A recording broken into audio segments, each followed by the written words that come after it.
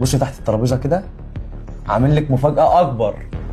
لا بقى انا مش هقدر على كل اللي انت بتقوله ده بجد. لا بجد، بص تحت الترابيزه وهتتفاجئ. اكيد. اكيد.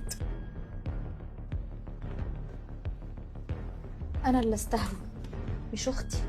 وانا بقى دلوقتي هعرفك انا هعمل فيكي ايه.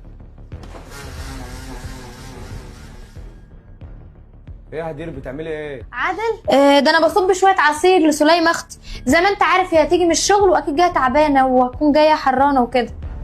فيك الخير والله يا هدير. اصب لك كوبايه؟ لا شكرا، مش عايز حاجه. ماشي يا عادل. سليمة، في عادل. اسمعي مني الكلمتين دول بسرعه.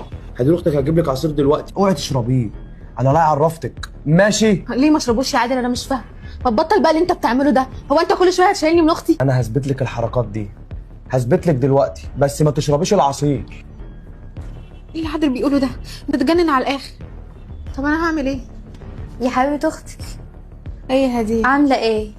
الحمد لله. انا قلت بقى انت جايه من الشغل، جايه تعبانه ومفرهده ومش قادره، عملت لك احلى كوبايه عصير هتعجبك قوي. انا فعلا يا هدير جايه تعبانه، بس انا مش عايزه العصير شكرا. لا يا حبيبتي انت لازم تشربيه، ده انا عامله لك عصير برتقال عشان يروق دم. مش عارفه اقول لك ايه يا هدير. انا عارفه ان انت بتحبيني وعلى طول عايزه تريحيني.